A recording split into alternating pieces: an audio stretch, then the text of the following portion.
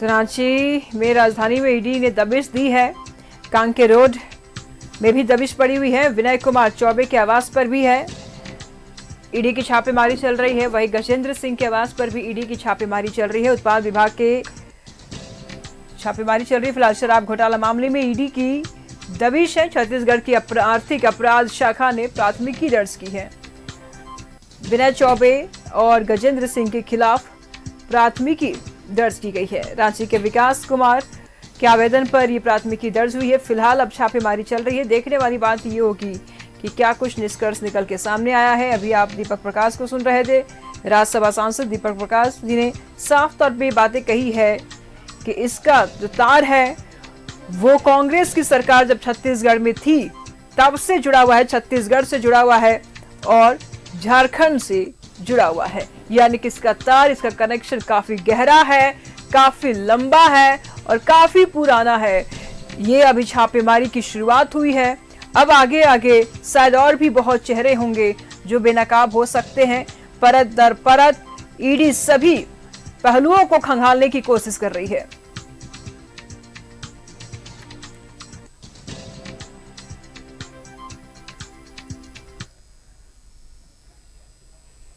तमाम जानकारी के लिए गजेंद्र सिंह के आवास से इस वक्त हमारे सहयोगी दीपक जुड़ चुके हैं। दीपक, अब तक की क्या कुछ तस्वीरें हैं वहां की?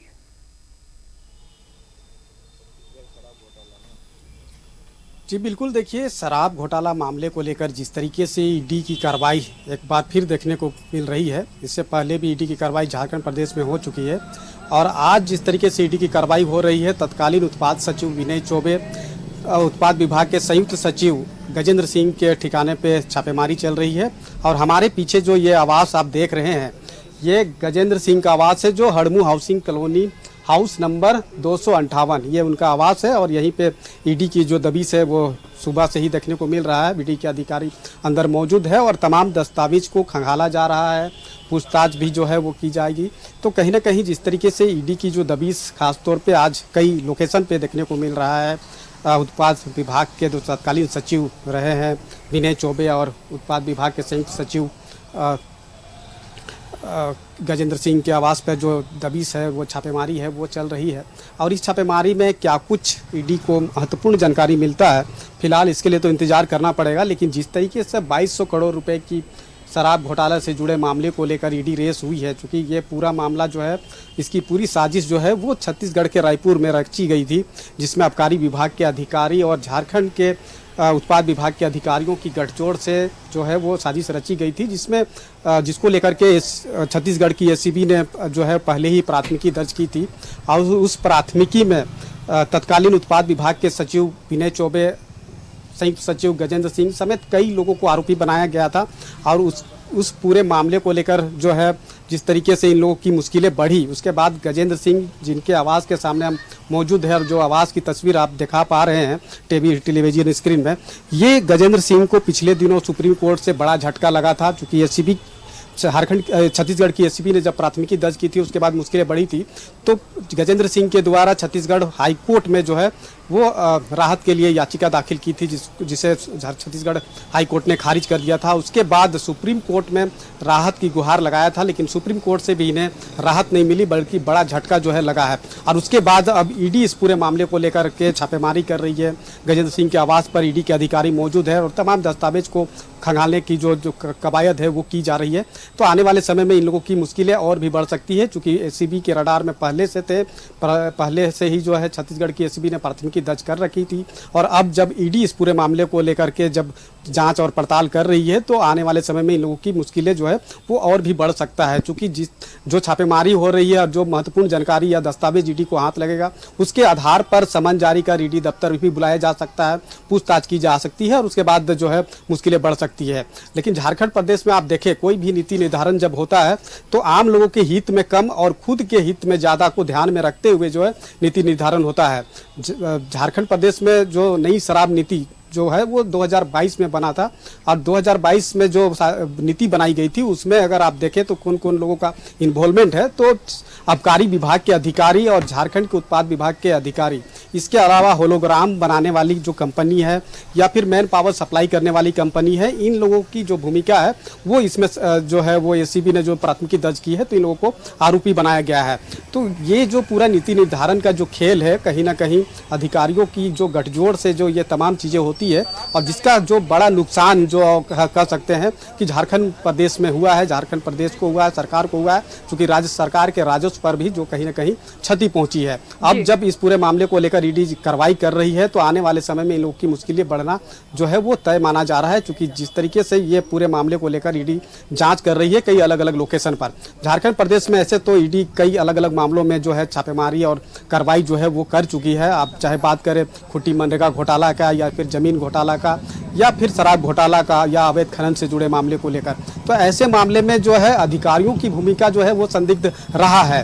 आपने देखा भी होगा कि जब खुट्टी मनरेगा घोटाला मामले को लेकर ईडी ने कार्रवाई की तो जो निलंबित आईएएस है पूजा सिंघल, उन्हें गिरफ्तार करके जेल भेजा गया। जमीन घोटाला मामले में निलंबित आईएएस छवि रंजन को ईडी ने गिरफ्तार किया। तो कहीं ना कहीं अधिकारियों की जो भूमिका है वो नीति निर्धारण में महत्वपूर्ण होता है और कोई भी चीज़ें जो इस तरह के होती है तो ऐसे परिस्थिति में ईडी जैसे जो सेंट्रल एजेंसी है वो जो है वो इंटर करती है और उसके बाद कार्रवाई करती है।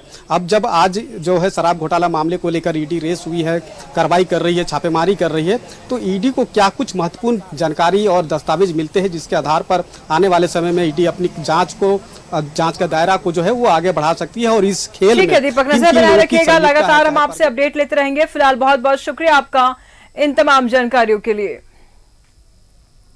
तो विनय चौबे की आवाज से इस वक्त हमारे साथ सहयोगी इमरान जुड़ चुके हैं, उनसे जान लेते हैं कि वहां पर क्या कुछ हलचल चल रही है, अब तक क्या कुछ निष्कर्ष निकल के सामने आया है। इमरान,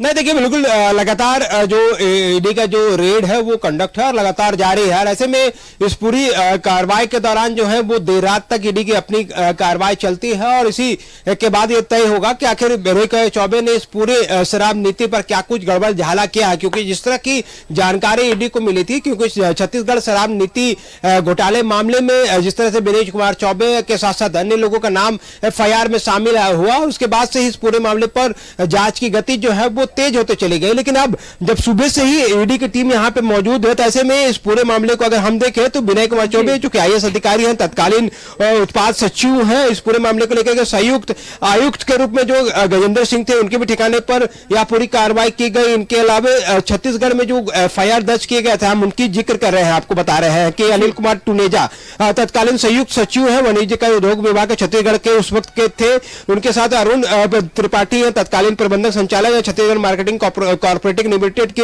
इसी तरह से अलग अलग नाम जो है उस एफआईआर में दर्ज थे। इस एफआईआर के हिसाब से जो कार्रवाई वहां पे की गई थी, उसके बाद से कई आईएएस अधिकारी इस पूरे मामले पर जो है वो जद पे थे और जद में आने के बाद छत्तीसगढ़ में भी लोगों पर गाज गिरी और गाज गिरने के बाद वहां भी कई आईएएस अधिकारियों को जेल तक जाना पड़ा।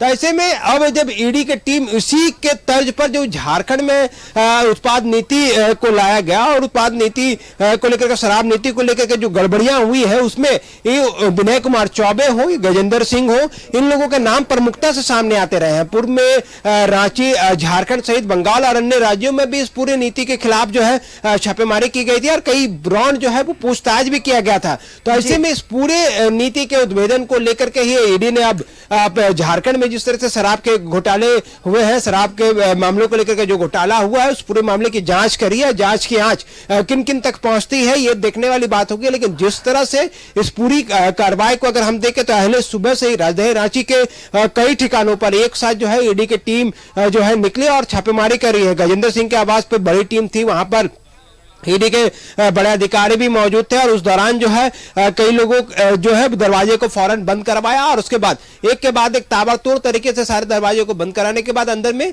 मौजूद होकर के अधिकारियों ने न सिर्फ डिजिटल डॉक्यूमेंट्स बल्कि जो दस्तावेज है उनको खंगालने का काम जो है ईडी की तरफ से की जा रही है। उसके बाद जो टीमें हैं वो विनय कुमार चौबे का आवास पे पहुंच चुकी। बड़ा आवास है और इस आवास की कैंपस भी बड़े हैं। तो ऐसे में यहाँ पर बड़े अधिकारियों के साथ साथ जो बड़ी सुरक्षा दल जो सीआरपीएफ के टुकड़ी जो ईडी के अधिकारियों के साथ मौजूद रहती है, उनकी मौजूदगी में यहाँ पर सर्च चल रहा है, जांच चल रही है और जांच के दौरान जो है देखने वाली बात होगी कि आखिर क्या कुछ यहाँ से ईडी को प्राप्त होता है। क्योंकि ठीक है, नजर बनाए रखिएगा, लगातार हम आपसे अपडेट लेते रहेंगे। फिलहाल बहुत बहुत शुक्रिया आपका इन तमाम जानकारियों के लिए। तो गजेंद्र सिंह के आवास पर भी छापेमारी चल रही है, विनय कुमार के आवास पर भी छापेमारी चल रही है।